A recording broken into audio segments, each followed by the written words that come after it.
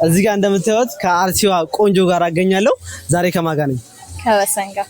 እሺ ወሲ፣ ዛሬ ፎቶ አነሳሻለሁ። በጣም ቆንጆ የሆነ ፎቶ። እንዴት ነው ፎቶሽ? አሪፍ ምን ይመስልሻል? አዎ። እሺ እስቲ ለራስሽ ከ10 ሬት አድርጊ። ፕላስ 10 ፕላስ።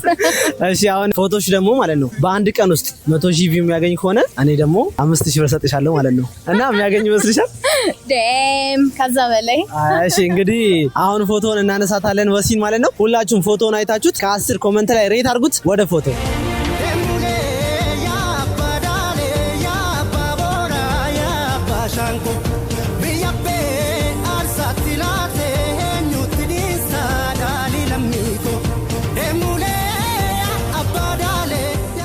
ፎቶሽን እንዴት አገኘሽው?